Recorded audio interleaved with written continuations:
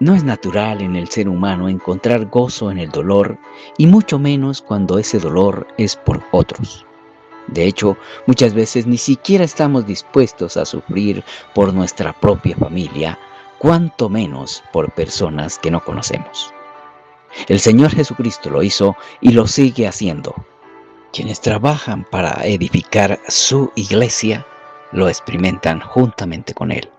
Así lo testifica la Escritura. Colosenses capítulo 1, versículo 24.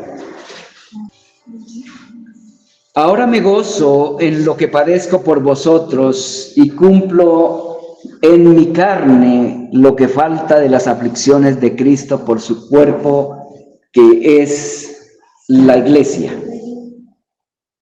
Este es otro de los versículos de la Biblia más difíciles que encontramos, sobre todo en el Nuevo Testamento. En este texto encontramos dos declaraciones que no son fáciles de comprender. Las dos afirmaciones del texto desafían la lógica natural humana. Pablo afirma, en primer lugar, que se gozaba en lo que padecía por los creyentes, particularmente en su labor de llevar el evangelio a los gentiles. En segundo lugar, declara que al padecer cumplía en su carne lo que faltaba de las aflicciones de Cristo por su iglesia, la cual es su cuerpo. Para la mente humana, para la mente natural humana, esto suena algo contradictorio. ¿Cómo puede alguien gozarse en el sufrimiento si es una de las cosas que más tratamos de evitar? ¿No es cierto? ¿Cómo puede faltar algo en los padecimientos de Cristo? Ambas afirmaciones son complejas, pero la segunda resulta aún más difícil de comprender. Las dos implican realidades profundas, realidades espirituales profundas que no están al alcance del entendimiento natural humano para comprenderlas. Intentemos en esta mañana sumergirnos en sus aguas y buscar algunas perlas guardadas en sus entrañas. Ahora me gozo en lo que padezco por vosotros. Esta es la primera declaración. Gozarse en el sufrimiento parece a primera vista algo irracional. Incluso podría parecer propio de masoquistas o de personas desequilibradas, personas que no encuentran ninguna otra forma de hacerse notar. No es natural en el ser humano encontrar gozo en el dolor, y mucho menos cuando ese dolor es por otros. De hecho, muchas veces ni siquiera estamos dispuestos a sufrir por nuestra propia familia, cuanto menos por personas que no conocemos. Pero Pablo no era un masoquista. No padecía para demostrar fortaleza personal o superioridad espiritual. Su gozo tenía una razón de interés divino y un valor eterno: la salvación de los perdidos y la edificación de la iglesia del Señor Jesucristo. Su declaración revela la convicción firme que tenía, la convicción que tenía del Evangelio del Señor Jesucristo, del valor de la obra redentora para salvación de los gentiles a quienes había sido enviado, y del valor que tiene la edificación de la iglesia del Señor. No hay trabajo más valioso que ese. El Evangelio es el único medio por el cual los perdidos pueden ser salvos y la iglesia de Dios edificada. Su declaración también pone en evidencia la pasión y la entrega con la que ejercía su ministerio apostólico, pastoral, evangelístico. Pablo no dice simplemente que padecía por los colosenses, sino que se gozaba en lo que padecía por ellos. Y aquí hay aplicaciones importantes, principalmente para los pastores, para el hermano Oscar y yo, aquí presentes, pero también para todos los pastores de cualquier parte del mundo. Debemos preguntarnos, ¿padezco por las necesidades de los hermanos? ¿Sufro las deficiencias de mis hermanos deseando que Cristo sea más notorio en la vida de cada uno? ¿O solo busco su admiración? Pablo decía a los hermanos de Galacia: hijitos míos, por quienes vuelvo a sufrir dolores de parto hasta que Cristo sea formado en vosotros. Gálatas 4:19. Pero la interrogante que nos plantea el texto del punto no es únicamente si sufrimos por los hermanos, es también: ¿me gozo en lo que padezco por los hermanos? ¿Disfruto curando la oveja herida? ¿Disfruto vendando la perniquebrada? ¿Disfruto buscando la perdida y levantando la caída? ¿O más bien me dedico a acabarla de matar? En el trabajo que tiene que ver con la salvación de los perdidos y la edificación de la iglesia de Cristo, hay sufrimiento. Ese trabajo implica padecimientos, pero debemos gozarnos en ellos, pues es un privilegio padecer por la causa de Cristo, su iglesia. Y claro, tenemos que admitir que este tipo de gozo no puede ser entendido ni experimentado por el corazón natural. El corazón natural huye del sufrimiento. Pero es un gozo glorioso, es un gozo con gloria, es un gozo que nace únicamente de un corazón transformado por el Evangelio. Únicamente alguien que ha sido profundamente impactado por la gracia de Dios puede experimentar gozo sufriendo, trabajando por la salvación de los hombres y verlos creciendo a la imagen del Señor Jesucristo. La segunda declaración del texto dice: y cumplo en mi carne lo que falta de las aflicciones de Cristo por su cuerpo, que es la iglesia. A primera vista, esta afirmación es problemática. Surge una pregunta inevitable: ¿acaso el padecimiento de Cristo no fue suficiente? ¿Necesitó Cristo que Pablo completara algo que él dejó inconcluso? ¿Qué opinan? Desde una perspectiva meramente humana, esa es la impresión. Pero desde la perspectiva del Evangelio, sabemos que no puede ser así. El sacrificio de Cristo es perfecto, completo, suficiente y determinante. Su obra expiatoria en la cruz no necesita complemento alguno para la salvación del pueblo de Dios, mucho menos de parte de un hombre pecador. Entonces, ¿qué quiso decir el apóstol con esto? Pablo comenzó su ministerio entendiendo a Cristo de una manera que pocos lo entienden. Pablo era el más experto conocedor de la doctrina de Cristo y de la doctrina de la iglesia, y así se puede probar por las Escrituras. Él entendía una misteriosa verdad fundamental de la fe cristiana que pocos entendemos. Cristo y su iglesia son uno solo. Cristo la cabeza y la iglesia su cuerpo.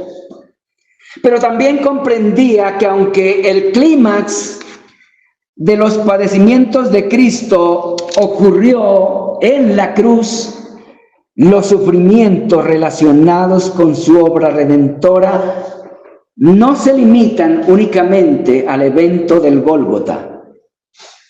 Podemos decir que los padecimientos de Cristo no comenzaron en la cruz, ni se limitan a ese evento, sino que abarcan toda su encarnación desde el pesebre hasta el Calvario, y en un sentido misterioso, pero real, no terminan completamente hasta que su iglesia sea glorificada. Seguramente esto es novedoso para algunos. En segundo lugar, podemos decir, sin disminuir la verdad anterior, pero afirmando otra verdad que rompe nuestros cráneos, podemos afirmar que aunque el Señor Jesucristo resucitó en cuerpo espiritual glorificado, no dejó de ser sensible a las realidades que su iglesia militante enfrenta de este lado de la gloria. Al contrario, por estar presente mediante su espíritu en ella como su cuerpo, sigue padeciendo aflicciones, no por su expiación, pero sí por su edificación y santificación. No puedo explicar esto adecuadamente, tampoco puedo entenderlo, pero como muchas otras verdades, no se nos exige entenderlo en plenitud, pero sí creerlo. Probablemente ni el mismo Pablo lo podía entender, como es imposible entender cómo la infinidad habita en un cuerpo finito. Pablo entendía que lo que padecía por la edificación de la iglesia era el padecimiento de Cristo extendido a él como miembro vivo y ministro de la iglesia del Señor. Esta verdad no la aprendió de forma teórica únicamente, la aprendió por experiencia directa. Ustedes recuerdan que cuando perseguía a los cristianos, el Señor se le apareció y le dijo: Saulo, Saulo, ¿por qué me persigues?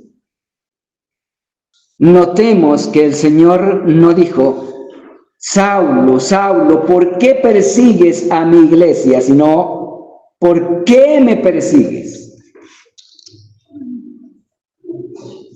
¿Qué implica eso? El Señor le estaba diciendo, de cierta forma, mi iglesia y yo somos uno.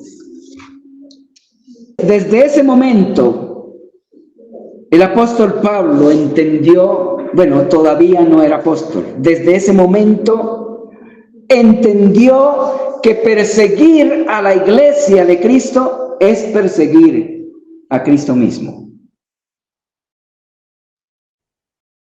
De esta misteriosa verdad, pero verdadera, en cuanto a la unión de Cristo con su iglesia, se infieren otras dos realidades importantes. Una, que los padecimientos de la iglesia del Señor son primero y realmente los padecimientos de Cristo extendidos a los suyos como miembros de su cuerpo. Pues en Cristo no solo heredamos su gloria, sino que también heredamos sus padecimientos. Así lo afirma el mismo apóstol Pablo en el capítulo 8 de la carta a los Romanos, versículo 17. Y 2, que los padecimientos de los ministros del Evangelio en la obra de edificación de la iglesia del Señor son parte de esa participación extendida de los padecimientos de Cristo por su cuerpo, su iglesia. Y aquí se aplica una tensión importante descubierta en la teología bíblica, y es el ya y el todavía no. Hay una forma en que los sufrimientos de Cristo ya terminaron y otra en la que aún continúan. Como es verdad que hay una forma en la que podemos decir, ya somos salvos, pero hay otra forma en la que tenemos que decir, todavía no. El ya, Cristo, ya murió y resucitó. Su obra redentora está consumada. La salvación de su pueblo está asegurada. Todo está saldado, todo está comprado. Los suyos están completos en él. Colosenses 2:9. El sacrificio expiatorio de Cristo es único, perfecto y suficiente y con valor eterno. Y no hay nada que añadirle. Pero por otro lado, la iglesia aún no ha sido glorificada. Aún vive en medio de un mundo caído. Su edificación aún implica trabajo duro, sacrificios, desvelos, oposiciones y persecuciones, y muchos otros sufrimientos, muchos otros padecimientos. Y cada vez que un cristiano padece por la causa de Cristo, Cristo está padeciendo primero con él. Quien primero padece todo esto es el Señor Jesucristo, quien habita y obra en su iglesia. Y de él, el sufrimiento se extiende a sus miembros. En ese sentido, Cristo sigue padeciendo en su cuerpo, es decir, en su iglesia, hasta que el último de sus redimidos sea plenamente glorificado. Todo el padecimiento necesario para realizar el pago por los pecados del pueblo de Dios terminaron, sí, con su muerte. Nada falta. Pero en otro sentido, Cristo aún sigue padeciendo en su iglesia, por su iglesia y en ella. No es que Cristo padece juntamente con nosotros, es lo contrario. Es que nosotros padecemos juntamente con Cristo, porque sus padecimientos se extienden a sus miembros, y especialmente a quienes trabajan en la edificación de su iglesia, en la salvación de sus escogidos. Esto es así, ¿para qué? Para que padeciendo juntamente con Él, seamos glorificados. Y noten que el versículo dice claramente que nosotros somos los que padecemos con Él, no Él con nosotros. Queriendo decir que Él padece primero y más que nosotros mismos. En conclusión, esta verdad, estas dos verdades, deseo que queden impresas en el corazón de cada uno de ustedes. ¿Cuáles dos verdades? Una, que la obra redentora de Cristo no le falta nada. En la cruz, nuestro Señor dijo, consumado es. Allí se completó todo lo necesario para nuestra salvación. no hay nada que hombre alguno pueda o deba añadir a su obra. Cristo ya pagó por nuestros pecados y compró todo lo necesario para nuestra santificación y glorificación. Eso no debemos olvidarlo. Esta es la primera verdad que deseo que quede impresa en sus memorias en esta mañana, aunque no recuerden nada más de lo que diga.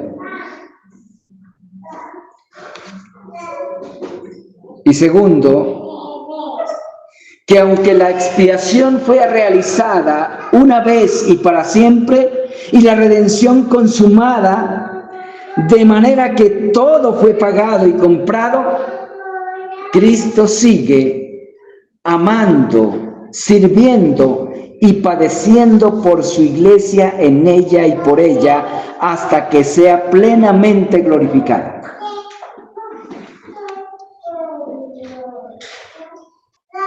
Recuerdan que Él dijo, no los dejaré solos, me voy, pero no los dejaré solos.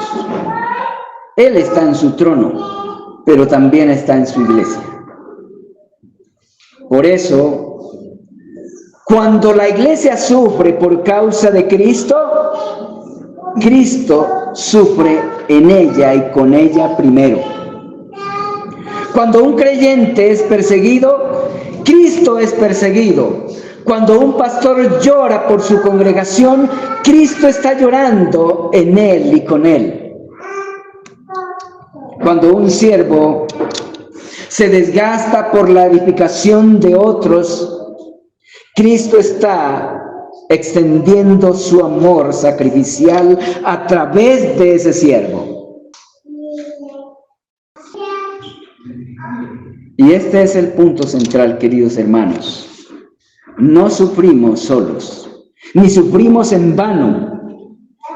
Nuestro padecimiento en Cristo tiene propósito, tiene dignidad y tiene recompensa eterna. Ninguno de los que trabajan en la obra del Señor, como el Señor lo ha mandado, trabajan en vano. Ninguno de los que sufren por Cristo sufre en vano. Cristo es el único que reconoce plenamente el sacrificio que alguien haga por su obra. Ni siquiera nosotros mismos somos capaces de reconocer a veces el sacrificio que hacen nuestras esposas a nuestro favor. Ni gracia le damos muchas veces, pero Cristo no es como nosotros de ingrato. Cristo no nos ha dejado solos en nuestro trabajo, querido hermano Oscar. Lo tenemos a Él a nuestro lado, aunque tengamos que sufrir lo que tengamos que sufrir por su iglesia, la que ha entregado en nuestras manos. Pero aquí vale la pena hacer una pregunta en cuya respuesta debemos incluirnos nosotros, los ministros de la iglesia del Señor. La pregunta que queda para nosotros no es una pregunta teológica únicamente. Es una pregunta con un profundo valor personal, práctico. ¿Cuál es esa pregunta? Bueno, no es una pregunta, son varias preguntas. La primera es, ¿estoy participando en los padecimientos de Cristo por su iglesia?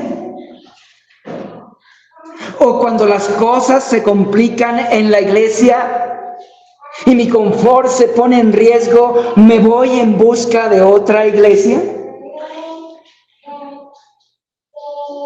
Segundo, estoy dispuesto no solo a sufrir, sino a gozarme en ese sufrimiento por la edificación de la iglesia, primero por la salvación de los perdidos y después por la edificación de ellos a la imagen de Cristo.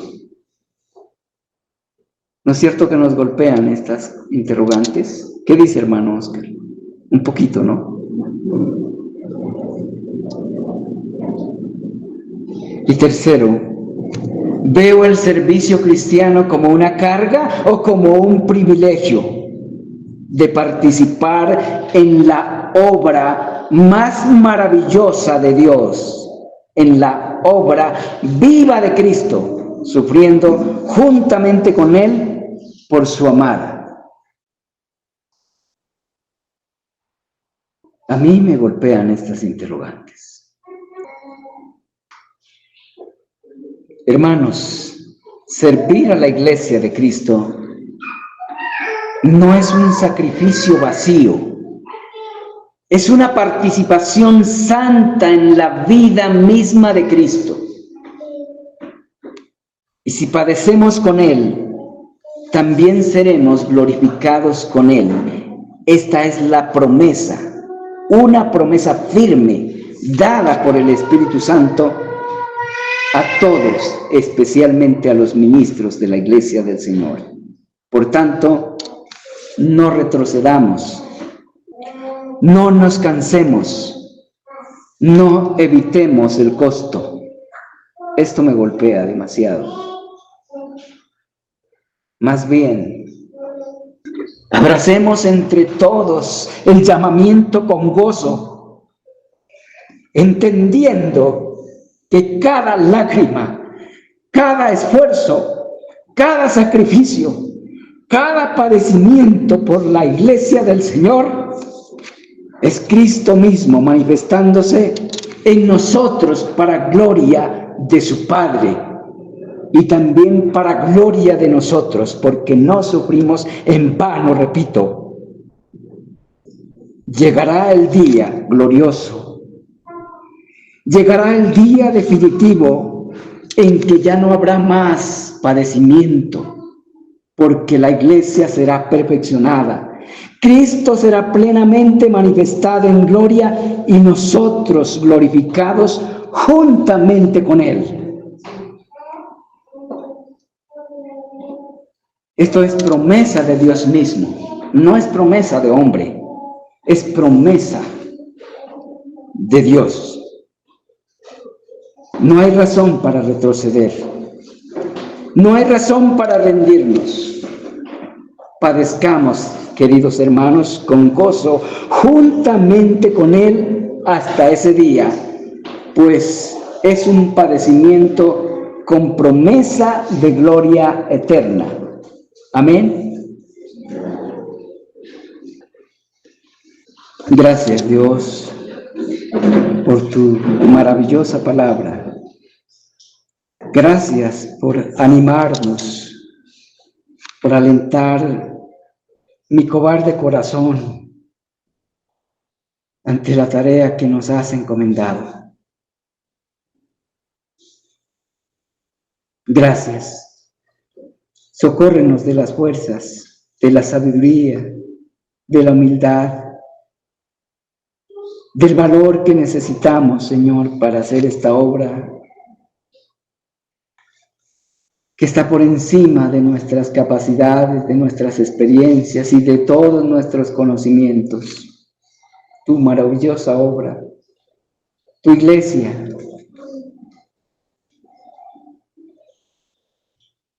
Gracias, Padre glorioso, por tu palabra.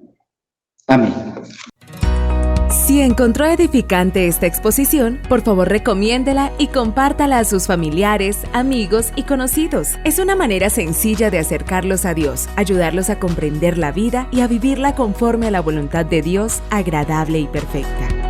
Al suscribirse a este canal, nos animará a seguir trabajando en el estudio y exposición de la Palabra de Dios con el fin de llevarla a otros corazones de la manera más sencilla y fiel posible.